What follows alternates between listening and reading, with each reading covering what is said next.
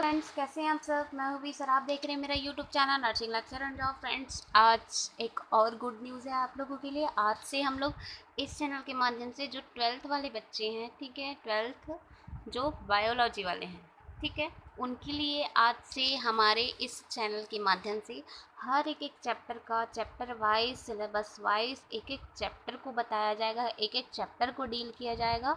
तो पूरा जो एनसीईआरटी का सिलेबस है, ठीक है, एनसीईआरटी का जो सिलेबस है उसके अकॉर्डिंग जो 16 चैप्टर है, ठीक है, बायो में 12th क्लास की, उसको एक एक चैप्टर को डील किया जाएगा बहुत अच्छी तरीके से, बहुत ज़्यादा सिंपल वे में आपको एक एक बुक के अकॉर्डिंग ही आपको समझाया जाएगा इस वीडियो में, ठीक है। तो यहाँ पे देखिए आप लोग, पूरा 1 से लेकर के पूरा 16 चैप्टर तक के आपका जो है पूरा पर्यावरण के मुद्दे तक का आपको सारा एक एक वीडियो क्लासेस मिलेंगे इस चैनल में। तो फ्रेंड्स, अगर आप इस चैनल पे नए हैं तो चैनल को सबसे पहले सब्सक्राइब करने से आपको बहुत सारे फ़ायदे हैं, वो मैं बताऊंगी, ठीक है। और रही बात, ये वीडियो जो भी स्टूडेंट देख रहा है इसको जो है 12th वाले स्टूडेंट तक ज़रूर पहुंचाना, जो 12th के बायो सब्जेक्ट वाले स्टूडेंट हैं वहाँ तक, क्योंकि ये जो वीडियो है बहुत ज़्यादा इंपॉर्टेंट है उन स्टूडेंट के लिए जो कोचिंग नहीं कर पाते हैं, ठीक है। मतलब फाइनेंशियल प्रॉब्लम की वजह से भी कोचिंग नहीं कर पाते हैं, या तो फिर बायो का कोचिंग बहुत कम करते हैं और वो अच्छे से समझना चाहते हैं बायो की क्लासेस, ठीक है। और साथ में अगर आगे 12th के बाद वो मेडिकल फील्ड में जाना चाहते हैं तो उनके लिए ये वीडियो जो है बहुत ज़्यादा हेल्पफुल होगा, बहुत ज़्यादा बेनिफिट होगा। तो मैं एक एक लाइन को बुक में जो दिया है उसी को ही रीड करके बताऊंगी, कोई गाइड वाइड का यूज़ नहीं होगा यहाँ पे। और जो जो क्वेश्चन बुक के लास्ट में दिया रहता है उसको भी हम लोग इस लास्ट में कंप्लीट होने के बाद, एक एक चैप्टर कंप्लीट होने के बाद उसको भी देखेंगे, उसका आंसर भी देखेंगे कि कहाँ से कहाँ कौन सा आंसर आपको मिलेगा, ठीक है। तो फ्रेंड्स, इतनी सारी सुविधा मिल रही है इस चैनल में, तो आपको एक सब्सक्राइब करना तो बनता ही है, क्योंकि देखिए अब मैं बता देती हूँ कि आपको सब्सक्राइब करने से कितने फ़ायदे हैं, ठीक है। फर्स्ट केस में आज से हम लोग बायो का 12th, ठीक है, बायो ये ऐड हो रहा है, इसमें पूरा एनसीईआरटी का जो सिलेबस है एक एक चैप्टर वाइज आपको मिल जाएंगे सारे क्लासेस। सेकंड की इसमें मेरा जो चैनल है वो नर्सिंग लेक्चर एंड जॉब के नाम से है, तो इसमें नर्सिंग से रिलेटेड जितनी भी वैकेंसी आती है वो मिलेंगी, साथ में नर्सिंग के नोट्स भी मिलेंगे, ठीक है। फिर उसके बाद आता है हमारा पैरामेडिकल का, जितनी भी वैकेंसी आती है ऑल इंडिया में ऑल स्टेट से वो मिलेंगी, साथ में इसमें नर्सिंग न्यूज़, ठीक है, नर्सिंग टाइम टेबल, मतलब इसमें इतने सारे फ़ायदे हैं फ्रेंड्स। एक सब्सक्राइब करना है आपको, और सब्सक्राइब का ऑप्शन आपको वीडियो के नीचे रेड कलर का लिखा होगा, सब्सक्राइब करके उसको प्रेस करना, साथ में बेल आइकन को ऑल में प्रेस कर देना, ठीक है। तो चलिए स्टार्ट करते हैं हमारा बिना टाइम वेस्ट किए बायो का जो सब्जेक्ट है, एक एक चैप्टर हम देखेंगे। तो फर्स्ट आज हम देखेंगे जीवों में जनन अध्याय फर्स्ट, ठीक है। तो फ्रेंड्स, इस वीडियो को प्लीज़ सबके पास, जितने भी 12th स्टूडेंट हैं उन लोग के पास शेयर कर ही देना, क्योंकि ये अगर आप 12th में नहीं हैं, 12th से आगे या पीछे क्लास वाले हैं तो 12th वाले तक ज़रूर पहुंचाना, क्योंकि बहुत कम स्टूडेंट्स हैं जो 12th में है, जो बायोलॉजी है उसको अच्छे से समझ पाते हैं, और बहुत आगे फिर उनको प्रॉब्लम होता है कि अगर वो मेडिकल फील्ड में जा रहे हैं या प्लेन बीएससी भी कर रहे हैं तो भी प्रॉब्लम होता है, वो अच्छे से नहीं समझ पाते हैं, इसलिए लेते हैं क्योंकि थ्योरी क्लास है करके। लेकिन ऐसा नहीं है, अगर आप बायो यानी कि मेडिकल फील्ड में ही जाएंगे तो आपका बेस क्लियर होना चाहिए, जो कि 12th और 11th में होता है, ठीक है। तो चलिए स्टार्ट करते हैं बिना देरी के हमारी क्लासेस, और आई होप फ्रेंड्स कि आप ये वीडियो के सभी स्टूडेंट तक पहुँचाने का प्रयास करेंगे। तो चलिए स्टार्ट करते हैं हमारा अध्याय फर्स्ट, जीवों में जनन। तो फ्रेंड्स, यहाँ पे आप देख रहे हैं कि हमारा जो है पीडीएफ ओपन हो गया है, एनसीईआरटी बुक्स क्लास 12 बायोलॉजी इन हिंदी, ठीक है। ये जो बुक है वो हिंदी में है, साथ में इंग्लिश मीडियम वाले भी अगर अध्ययन करना चाहे तो वो कमेंट करके बताएं, मैं उनके लिए भी नोट्स लेकर के आऊँगी, ठीक है। ये पूरा बुक का ही सिलेबस है, यहाँ पे कोई एडिटिंग वगैरह नहीं है, आप लोगों को ये बुक का ही सिलेबस है, और पूरा एक एक लाइन अच्छे से रीड करके मैं बताऊँगी, एक एक लाइन का मीनिंग बताऊँगी, ताकि अभी स्टूडेंट्स स्कूल वगैरह ठीक से स्टार्ट नहीं हो रहा है तो आप लोग घर बैठे ही इस वीडियो को 3-4 बार देखेंगे तो आप बहुत अच्छा एग्ज़ाम बनाएंगे, अगर आपका ऑफलाइन पेपर होता है तो, ठीक है। तो यहाँ पे क्वेश्चंस जो पीछे में दिया रहता है बुक के, उसको भी हम डिस्कशन करेंगे, ठीक है। तो वीडियो को ज़्यादा से ज़्यादा शेयर कर देना, और डेली डेली ऐसी वीडियो को देखते रहना, ताकि आपका जो कोर्स है वो स्कूल खुलने से पहले ही कंप्लीट हो जाए बायो सब्जेक्ट का, ठीक है। तो यहाँ पे देखते हैं, चलिए स्टार्ट करते हैं हम लोग, बातें बहुत हो गई, अब स्टडी कर लेते हैं। जीवों में जनन, ठीक है, ये फर्स्ट जो चैप्टर है हमारा, जीवों में जनन। तो क्या होता है जीवों में जनन? जीवों में जनन का मतलब ये है कि जैसे हर कोई इंसान या हर कोई जीव जंतु पेड़ पौधे सभी जीवित हैं। जीवित होने के बाद उनका एक निश्चित टाइम होता है, उसके बाद उनको मृत्यु प्राप्त होती है। ठीक है, तो हर इंसान जो प्रकृति में आया है उनका जीना और मरना लिखा हुआ है, ये तो सब सुने होंगे और जानते भी होंगे। ठीक है, चाहे वो इंसान हो, चाहे पेड़ पौधे हो, चाहे वो मतलब छोटे मोटे कीड़े मकोड़े भी हो, सभी का एक मृत्यु जो है निश्चित है। ठीक है, वो मृत्यु क्यों मतलब वो जो है अपना डेवलपमेंट करते हैं, वृद्धि करते हैं, विकास करते हैं, फिर एक नए जीव को जन्म देते हैं। ठीक है, फिर उनकी जो है वृद्धावस्था आ जाती है, वृद्धावस्था आने के बाद उनका डेड हो जाता है। ठीक है, तो जो न्यू जीव जो जन्म दिए रहते हैं फिर वो अपना विकास करेंगे, वृद्धि करेंगे, फिर अपना जीव उत्पन्न करेंगे, नए बच्चे को जन्म देगा वो भी, फिर वो अपना वृद्धि विकास करके पूरा बूढ़ावस्था के बाद वो भी मर जाएंगे। ठीक है, तो ऐसे ही पूरा हमारा जो है क्या है जीवन चक्र चलता है। तो चलिए देखते हैं अपन लोग जीवों में जनन। तो जीवों में जनन जो है दो प्रकार के होते हैं, अलैंगिक जनन और लैंगिक जनन। अलैंगिक जनन को बोलते हैं एसेक्सुअल, लैंगिक जनन को बोलते हैं सेक्सुअल जनन। ठीक है, जनन तो यहाँ पे जो अलैंगिक होता है उसमें एक ही जीव जो होता है वो एक बच्चे को जन्म करता है। ठीक है, मतलब एक ही जीव के माध्यम से यहाँ पे जन्म हो जाता है। और लैंगिक जनन में दो जीवों की आवश्यकता होती है, तब ये दोनों मिलके एक जीव को जन्म देता है। तो चलिए हम आगे पढ़ते हैं, फिर आपको समझ आ जाएगा। तो पूरा एक एक लाइन पढ़ेंगे, बिल्कुल भी बोर मत होना, क्योंकि एक एक लाइन को समझना आपको बहुत ज़्यादा ज़रूरी है। ठीक है, तो यहाँ पे देखते हैं, प्रत्येक जीव केवल एक निश्चित समय तक ही जीवित रह सकता है, जो मैंने बता दिया है। जीवन के जन्म से उसकी प्राकृतिक मृत्यु तक का यह काल उस जीव की जीवन अवधि को निरूपित करता है। तो यहाँ पे आपका क्वेश्चन बनता है जीवन अवधि क्या है। ठीक है, तो जीवन अवधि वह प्रक्रिया है या वह प्रोसेस है, अगर आप लिखना चाहें तो लिख भी सकती हैं जो मैं बोल रही हूँ उसको। ठीक है, तो वह प्रक्रिया या वह अवधि है जिसमें इंसान की या जीवों की जन्म से लेकर के मृत्यु तक के टाइम को कहा जाता है। ठीक है, जो अवधि होती है उसको कहा जाता है जीवन अवधि। ठीक है, निरूपित करता है। फिर चित्र 1.1 में कुछ जीवों की जीवन अवधि दिखाई गई है, बहुत से अन्य जीवों के चित्र प्रस्तुत किए गए हैं। इन चित्रों को देखकर इनके बारे में पता लगाकर, तो यहाँ पे हम देख लेते हैं एक बार कौन सा चित्र दिया हुआ है। तो यहाँ पे देखिए, हाथी का कहा गया है कि आपको देखना है, ढूंढना है कि कितना इनका जीवन काल है। फिर उसके बाद गुलाब के पौधे जो होते हैं या गुलाब का फूल है उसका जीवन काल कितना है, वो तो 2-3 दिन में झड़ जाता है गुलाब का फूल, आप सबको पता ही है। ठीक है, कुत्ता का कितना होता है, यहाँ पे देखिए तितली का दिया है 1 से 2 सप्ताह बस जीता है मात्र। ठीक है, तितली कितना 1 से 2 सप्ताह बस जीता है, ये 1 से 2 सप्ताह के अंदर में जन्म भी लेता है, बच्चे भी बनाता है अपना, और डेथ भी हो जाता है। ठीक है, फिर जो कौवा है, यहाँ पे देखिए जो कौवा है वो 15 साल तक जीता है। सोचो, ये छोटा सा कौवा 15 साल तक जीता है। वहीं सेम प्रजाति वाला ये जो तोता है वो 140 साल तक जीता है। अब ये दोनों में कंपेयर कीजिए, ये दोनों तो दिखने में भी सेम है।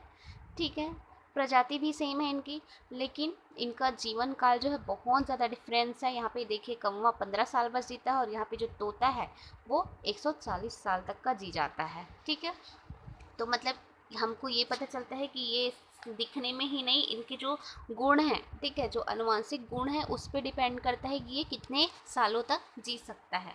फिर ये केला का जो पौधा है, यहाँ पे गाय घोड़ा, यहाँ पे देखिए मगरमच्छ जो है कितना साल जीता है, 60 वर्ष तक जी जाता है। फिर यहाँ पे फल मक्खी, धान, कछुआ, कछुआ जो है 100 से 150 साल, यानी कि ये इंसान से भी ज़्यादा साल तक जीता है। देखिए कछुआ 100 से 150 साल तक। बरगद का जो जो ब्लैंक ब्लैंक है इसका आप लोगों को ढूंढना है। ठीक है, ये आप लोग का होमवर्क है जैसे स्कूल में मिलता है, और बाकी का यहाँ पे दे दिया गया है। तो ठीक है, हम लोग ने जो पढ़ा जीवन अवधि, तो ये कौवा का है 15 वर्ष तक, तोता का है 140 वर्ष तक, मगरमच्छ का है 60 साल तक, और कछुआ 100 से 150 साल तक का जीता है। ठीक है, तो ऐसे ही क्या होता है जीवन अवधि, जैसे कि मानव जाति का जीवन अवधि कितना होता है 100। ठीक है, 100 साल तक की वो जी सकते हैं, कोई कोई है कि 70, 80, 100, 110, 105। ठीक है, ऐसे ऐसे भी जी जाते हैं। तो ये होता है हमारा जीवन अवधि। ठीक है, फिर आगे देखते हैं जीवन अवधि।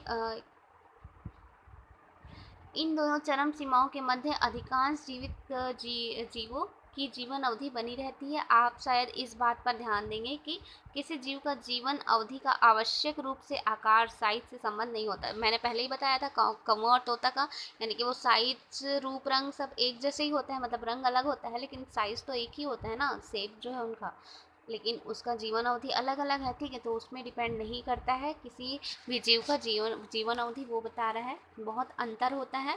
ठीक है, ठीक इसी प्रकार के आम के वृक्ष की जीवन अवधि पीपल के वृक्ष की जीवन अवधि की तुलना में बहुत कम होती है। मतलब यहाँ पे बोल रहे कि आम का जो वृक्ष है वो बहुत कम जीता है अकॉर्डिंग टू पीपल की वृक्ष की। ठीक है, जीवन अवधि भले ही कितनी ही हो, परंतु प्रत्येक जीव की मृत्यु निश्चित है। ठीक है, जीवन अवधि चाहे 100 साल हो, चाहे 200 साल हो, चाहे 500 साल का हो, लेकिन उसका मरना तो निश्चित ही है। ठीक है, सिवाय किसको छोड़ करके, एक कोशिकी जीवों को छोड़ करके।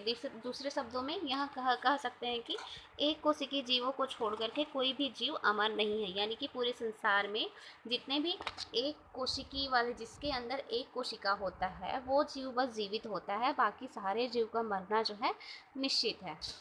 ठीक है, थोड़ा सा ब्लर हो गया है यहाँ पे।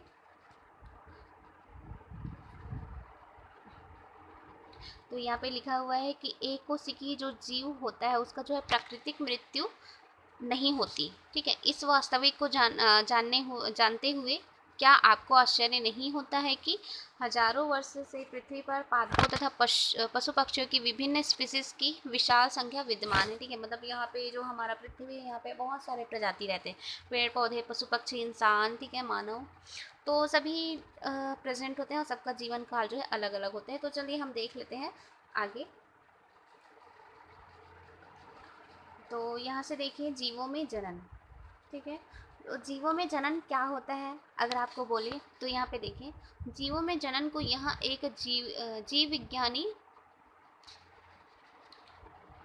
यह एक जीव विज्ञानी प्रक्रम के रूप में परिभाषित किया गया है, जिसमें एक जीव अपने समान एक छोटे से जीव को जन्म देता है, संतति में वृद्धि होता है, उनमें परिपक्वता आती है, इसके बाद वह नई संतति को जन्म देता है। ठीक है, तो जीवों में जनन की परिभाषा आपकी हुई कि जीवों में जनन उस प्रक्रिया को कहते हैं या उस प्रोसेस को कहते हैं जिसमें क्या होती है कि एक जीव अपने ही समान वाले छोटे जीव का उत्पत्ति करती है या जन्म देती है। ठीक है, फिर उसकी वृद्धि, विकास, ये परिपक्वता, ये सारी करती है, फिर वो जो नई जीव है वो अपने ही समान और नए जीव को जन्म देती है। यानी कि ये जो साइकिल है जन्म देने वाली, वो हमेशा चलती ही रहती है। ये क्या कहलाती है, जीवों में जनन। जनन यानी कि जन्म देना।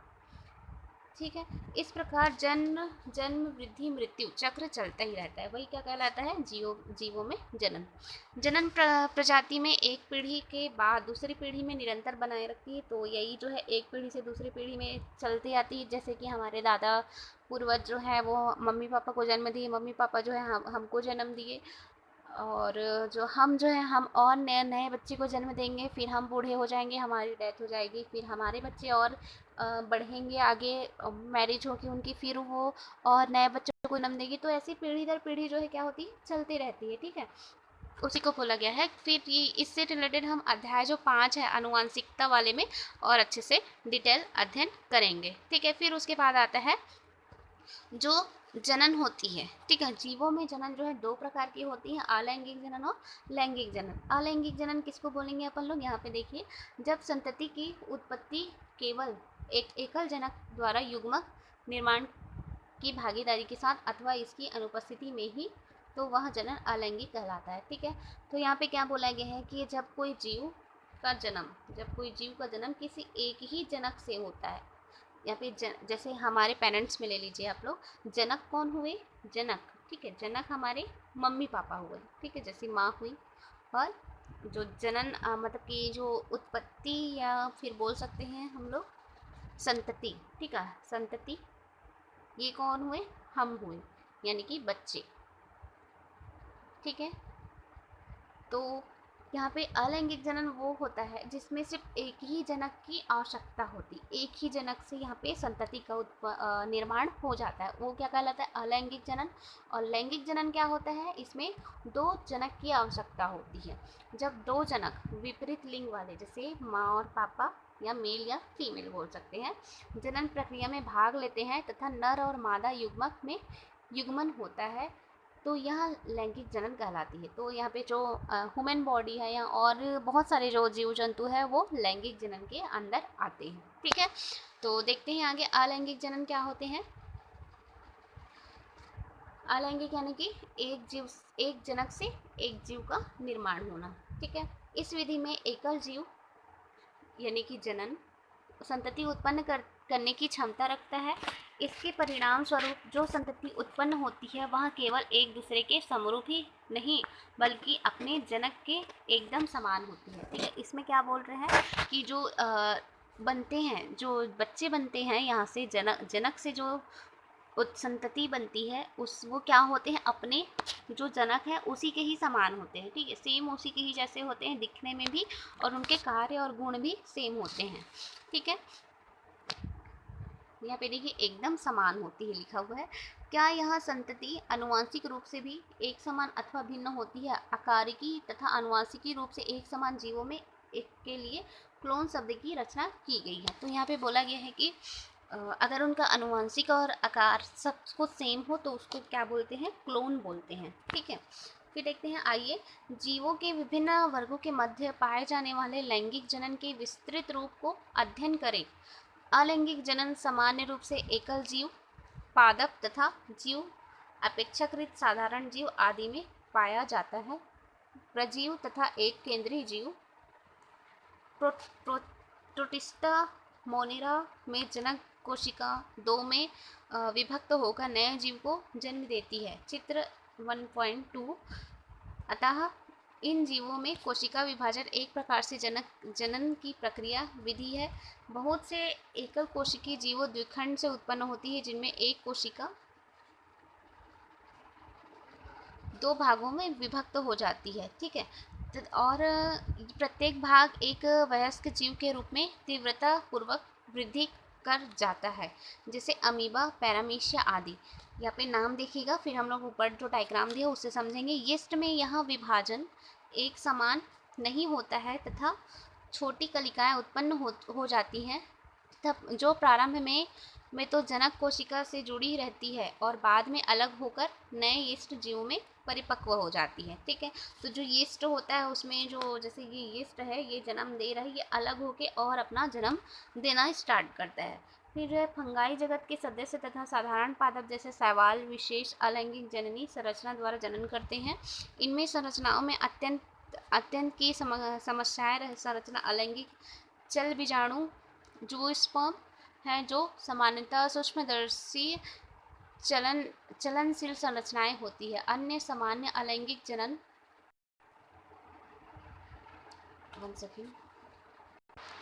तो यहाँ पे जो कोनिडा है, कोनिडिया, कालिका और जेम्यूल्स। ठीक है, जो स्पंज होते हैं उसको बोलते हैं जेम्यूल्स, कोनिडिया यानी कि पेनिसिलम और कलिका यानी कि हाइड्रा। तो ये सारे क्या होते हैं, हमारे अलैंगिक जनन वाले होते हैं। ठीक, तो पहले यहाँ पे जो डायग्राम दिखाया था उसको हम लोग देख लेते हैं। यहाँ पे देखिए ये क्या है, कलिका। कलिका यानी कि यहाँ पे हम लोग देखा था नाम हाइड्रा। ठीक है, ये हाइड्रा, कलिका यानी कि हाइड्रा। तो ये जो हाइड्रा के पौधे हैं इसमें क्या होते हैं, अलैंगिक जनन पाया जाता है। ये है जनन कोशिका। ठीक है, यानी कि ये पेरेंट्स है। यहाँ पे देखिए ये अपना अलग से संतति बना रहा है यहाँ पे। फिर ये जो है कुछ टाइम में अलग हो जाएंगे और ये अपना अलग से निर्माण करेंगे। फिर ये क्या है, ये अमीबा। ठीक है, अमीबा का केंद्रक। फिर ये जो है अपना भी ये भी संतति उत्पन्न करने के लिए ये सारे प्रोसेस होते हैं।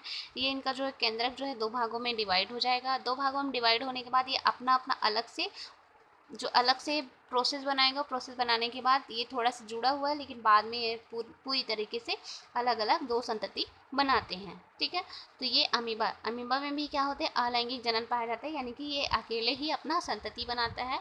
यहाँ पे भी ये जो कलिका है, हाइड्रा है, वो भी अपना संतति क्या है, अकेले बनाता है, यानी कि ये दोनों क्या है, अलैंगिक जनन होते हैं। फिर यहाँ पे देखिए क्लाइमिडोमोनास, जो क्लाइमिडोमोनास है ये वाला है। ठीक है, ये जो क्लाइमिडोमोनास है ये भी जो एक है इसमें से देखिए यहाँ पे 1 2 3 4 5। ठीक है, 5 जो है नए संतति का उत्पन्न हो रहा है, यानी कि ये भी अलैंगिक जनन है।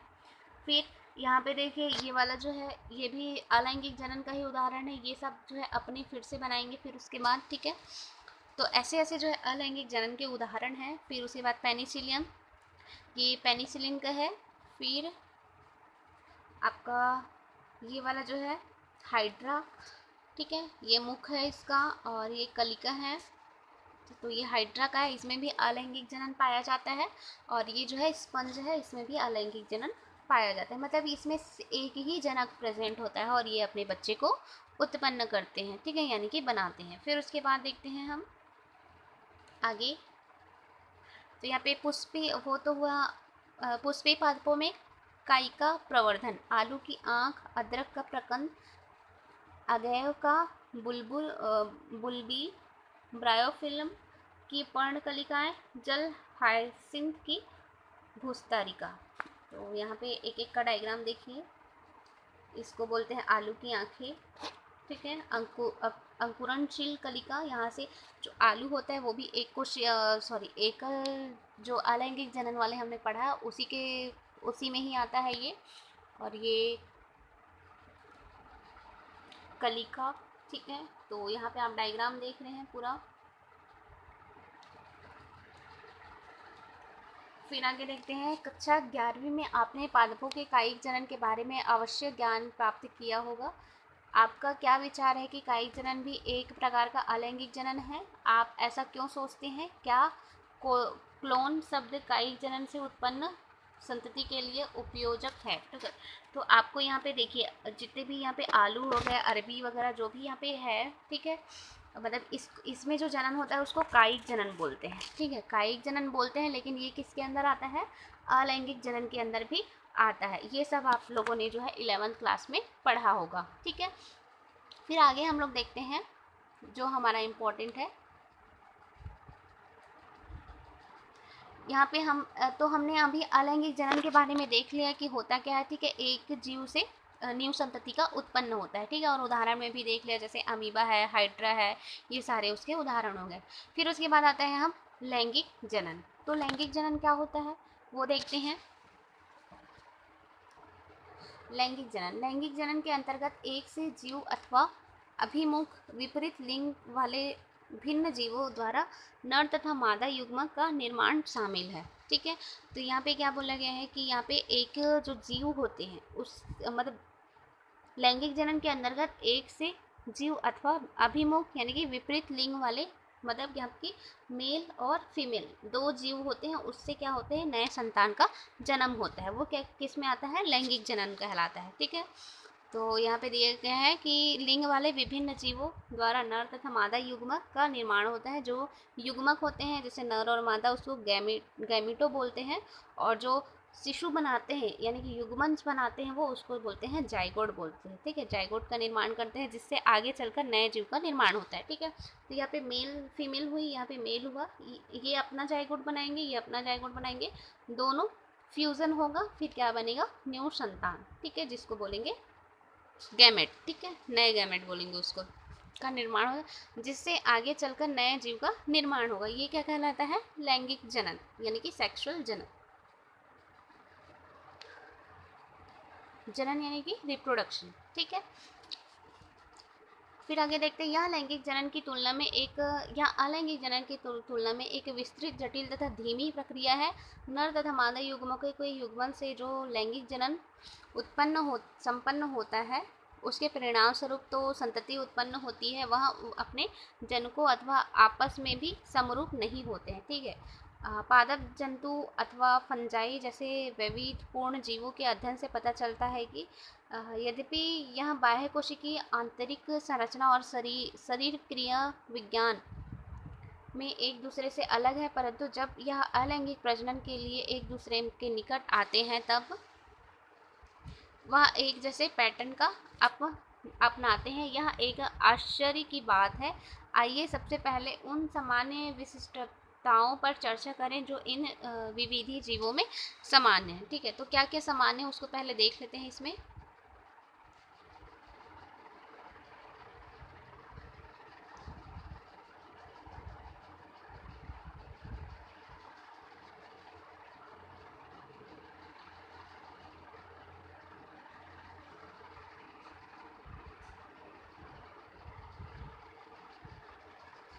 सभी जीव अपने जीवन में वृद्धि की एक निश्चित अवस्था एवं परिपक्वता तथा पहुँचते हैं। इसके पश्चात ही लैंगिक जनन कर सकते हैं। मतलब कोई भी जीव जंतु है, वो जन्म लिया है, ठीक है, फिर वो वृद्धि करेगा, विकास करेगा, पूरी तरीके से परिपक्व हो जाएगा, तभी वो नए जीव को जन्म देने के लिए समक्ष होगा, ठीक है। ये बोला गया है यहाँ पे। वृद्धि का यह काल किशोर अवस्था की प्रवस्था कहलाती है। हाँ, देखिए, जब वह परिपक्व हो जाता है, नए जीव को उत्पन्न करने के लिए वो रेडी हो जाता है, उस अवस्था को क्या बोलते हैं? किशोरावस्था, ठीक है।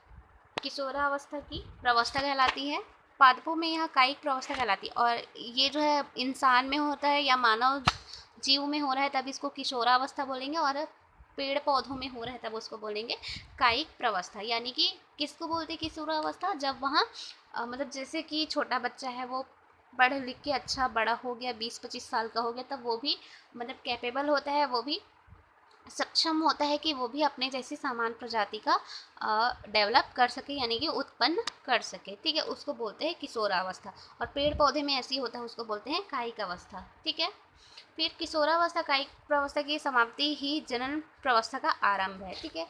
यानी कि जो किशोरावस्था है, जैसे 16 साल की जो लड़की होती है उनको बोलते हैं किशोरी कन्याएं, ठीक है। किशोरी कन्या या किशोरी बालिका, ठीक है, ऐसा बोला जाता है, ठीक है। तो उस 16 साल में वो जो है अपना बचपना छोड़ के अपना जो है जनन पैदा करने, मतलब किसी नए जीव को उत्पत्ति करने वाली स्टेज में आ जाती है, ठीक है। किशोरा कायिका प्रवस्था की समाप्ति ही, मतलब यहाँ पे किशोरी जो अवस्था होती है उसका समाप्तिकरण ही क्या कहलाता है? जनन प्रवस्था का आरंभ होना, ठीक है। इस प्रवस्था को उच्च पादपों में आसानी से तब देखा जा सकता है जब उनके पुष्प आने लगते हैं। गेंदा, धान, गेहूं, नारियल, आम आदि पेड़ों पर पुष्प लगने में कितना समय लगता है? कुछ पादपों में पुष्पीकरण एक से अधिक बार होता है, तब इस अंतर पुष्पन की अवधि को क्या कहेंगे? किशोरावस्था अथवा वयस्कावस्था, ठीक। तो यहाँ पे एक क्वेश्चन दिया गया है, आप लोग की 11th में 11th में आप लोगों ने पढ़ा होगा इस पुष्प वगैरह के बारे में, कायिक अवस्था के बारे में, ठीक। तो यहाँ से बहुत कुछ मतलब दिया हुआ है, तो आगे हम लोग जो मेन है उसको देखते हैं। तो यहाँ पे देखते हैं लैंगिक जनन की कुछ घटनाएं। परिपक्वता अवस्था प्राप्त करने के पश्चात सभी लैंगिक जनन करने वाले जीव कुछ घटनाएं एवं प्रक्रिया प्रदर्शित करते हैं जिनमें महत्वपूर्ण मूलभूत समानता होती है। यद्यपि लैंगिक जनन से संबंधित संरचनाएं जीवों में एकदम भिन्न होती है, यद्यपि विस्तृत एवं जटिल होने के बावजूद जीवों में लैंगिक जनन एवं मादा द्वारा उत्पन्न युग्मन अथवा युग्मनज निषेचन तथा भ्रूणोद्भव द्वारा विशिष्टीकृत होता है। सुविधा के लिए क्रमबद्ध घटनाओं को 3 भिन्न अवस्थाओं, निषेचन पूर्व, निषेचन पश्चात में विभक्त किया गया है, ठीक है। तो मतलब जो लैंगिक जनन होता है उसमें 3 स्टेप होते हैं, ठीक है। मतलब लैंगिक जनन का मतलब है 2 जीवों जनक के मिलने के बाद ही नए जीव को उत्पत्ति होती है। वो 2 जनक जो है परिपक्व हो जाते हैं, डेवलप हो जाते हैं, किशोरावस्था को पार कर जाते हैं, तब उसमें क्या होती है? जनन, मतलब नए जीव को जन्म देने की क्या होती है? क्षमता होती है, ठीक है। तो इसमें जो है ये 3 स्टेज में, यानी कि 3 अलग अलग घटनाओं से इनको गुजर के आना पड़ता है। तो कौन कौन सी वो है? तो निषेचन पूर्व घटनाएं, और है आगे।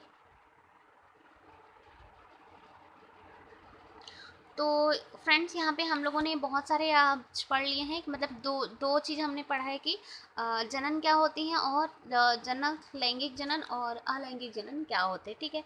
तो ये दोनों हमने कवर कर लिया। आई होप कि आपको अच्छे से समझ आ गया होगा कि जनन क्या होते हैं, कायिक अवस्था, किशोरावस्था क्या होता है, मैंने अच्छे से बताया हुआ है। तो आई होप कि क्लासेस अच्छी लगी हो। तो फ्रेंड्स, वीडियो पसंद आई तो लाइक ज़रूर करना, शेयर करना, इसको बहुत से ज़्यादा 12th वाले को शेयर कर देना प्लीज़, क्योंकि सब इसको देख करके अच्छे से समझ जाए कि होता क्या है। तो बाकी की जो क्लासेस है उसको हम नेक्स्ट वीडियो में पढ़ेंगे, ठीक है। ठीक है फ्रेंड्स, मिलते हैं हमारे नेक्स्ट वीडियो पे। तब तक के लिए bye bye, wish you all the best and good luck.